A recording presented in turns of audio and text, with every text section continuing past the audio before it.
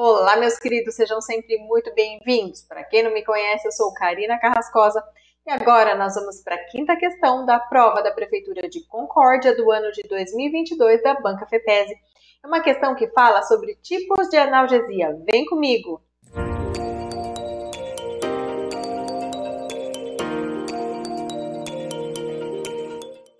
Pessoal, o que diz essa questão? Nos procedimentos eletivos da clínica odontológica pré-agendados, que envolvem traumatismos cirúrgicos ou outras intervenções invasivas, a dor inflamatória aguda pode ser prevenida e posteriormente controlada por meio de regimes farmacológicos. O regime tem início imediatamente após a lesão tecidual, porém antes do início da sensação dolorosa. Em termos práticos, a primeira dose do fármaco é administrada ao final do procedimento, com o paciente ainda sob os efeitos da anestesia local. Assinale a alternativa que corresponde corretamente ao regime analgésico para uso na clínica odontológica descrito na frase acima. E o que tínhamos aqui de alternativas? Letra A, analgesia preemptiva. B, analgesia perioperatória. C, analgesia transoperatória. D, analgesia preventiva. Ou E, analgesia prioritária. Meus queridos, não esquece daquele like. Você que ainda não é inscrito, se inscreve no canal para que eu possa continuar esse trabalho com vocês. Ativa o sininho para receber a notificação de novas resoluções de questões e vamos resolver essa questão. Quando a gente fala sobre tipos de analgesia, é importante relembrar a cascata da inflamação, porque isso não cai em concurso público, isso despenca e vai facilitar a nossa compreensão dos tipos de analgesia. Então vamos lá.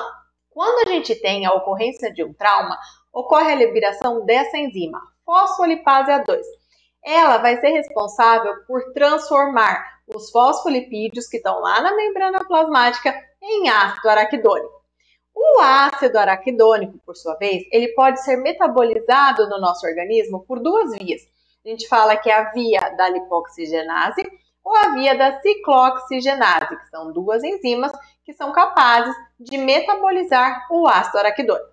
Quando o ácido araquidônico é metabolizado pela enzima lipoxigenase, vai ocorrer a produção de leucotrienos, que são substâncias extremamente importantes para a quimiotaxia de neutrófilos. Agora, quando o ácido araquidônico é metabolizado pela enzima ciclooxigenase, ocorre a produção de diversas substâncias. E é importante aqui a gente fazer a diferenciação dos tipos de ciclooxigenase, que a gente vai ter a ciclooxigenase 1, conhecida como COX-1, e a ciclooxigenase 2, conhecida como COX-2.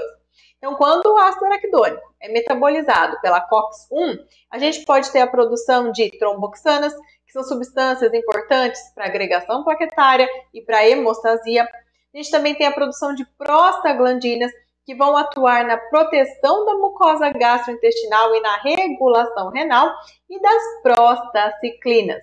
Agora, quando o ácido araquidônico é metabolizado pela COX-2, a gente vai ter a produção de outros tipos de prostaglandinas que agora estão envolvidas no processo de mediação da dor, da inflamação e da febre. Pessoal, a gente pode dizer, a grosso modo, principalmente quando a gente fala de prova de concurso público, que a enzima COX-1 está mais relacionada aos processos fisiológicos do organismo, é uma enzima constitutiva.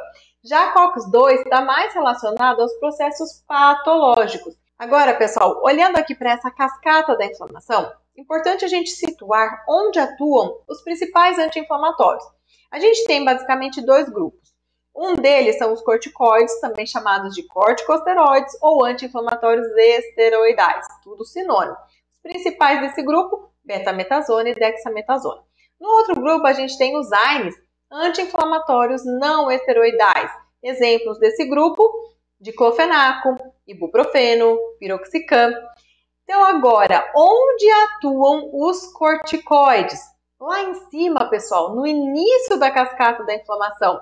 Vai inibir o processo inflamatório lá no seu início. E como ele age? Ele inibe a ação da enzima fosfolipase A2.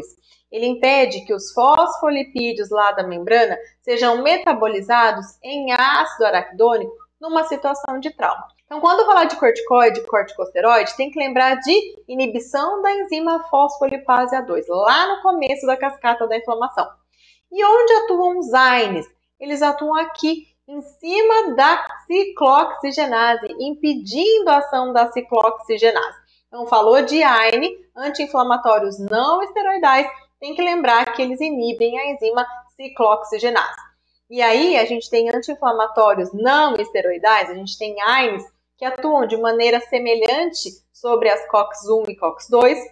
A gente tem AINES que atuam mais em COX-1, outros que atuam mais em COX-2 e aqueles que são seletivos de COX-2, só atuam em COX-2, predominantemente, muito predominantemente. Então, durante muitos anos, houve uma busca incessante para tentar encontrar aquele AINE, aquele anti-inflamatório não esteroidal que não atuasse sobre COX-1, porque a gente imaginava que aqueles anti-inflamatórios não esteroidais que atuassem em cima de COX-1, eles iam interferir muito nos processos fisiológicos do nosso organismo.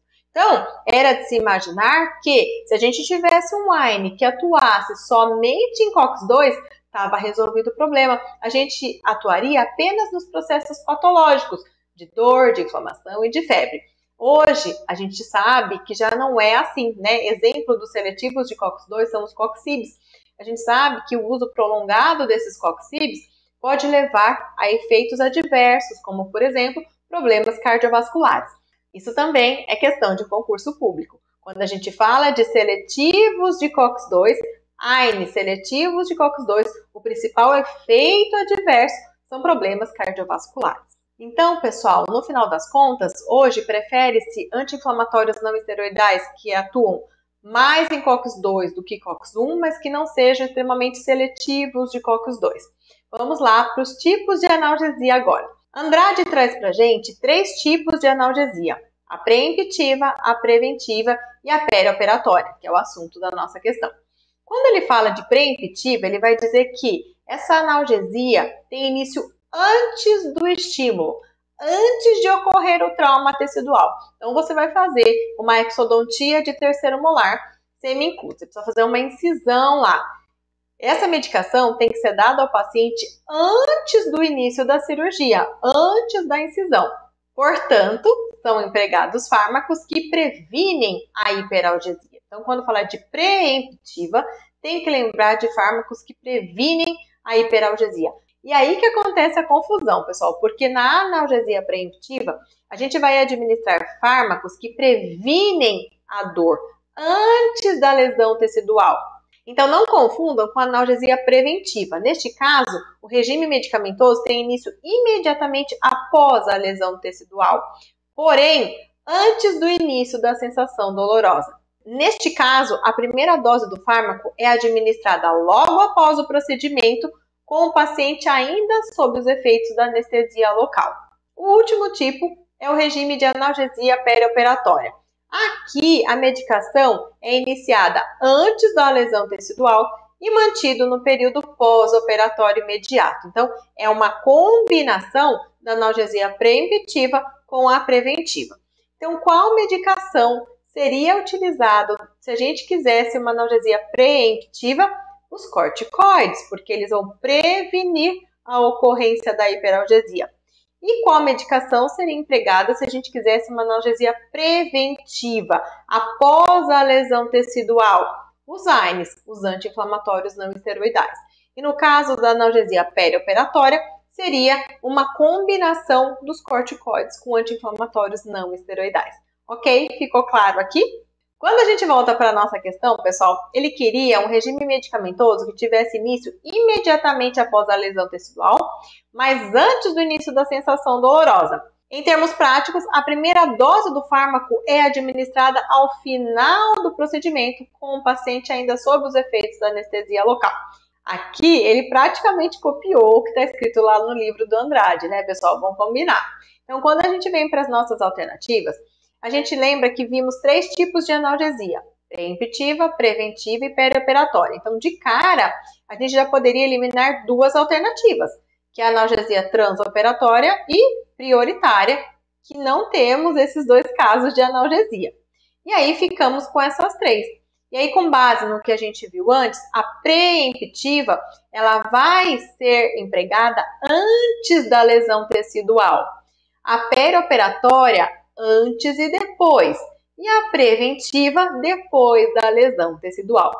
Então, a alternativa D é a resposta correta da nossa questão. Pessoal, para facilitar a memorização, lembrem sempre assim, preemptiva é antes da lesão tecidual. Preventiva é depois da lesão tecidual. E a perioperatória é antes e depois. Ok? Espero que vocês tenham acertado essa questão, que vocês tenham aproveitado essa revisão. Deixa aqui nos comentários o que você achou dessa questão. Agradeço a sua companhia aqui comigo e nos vemos no próximo vídeo. Tchau!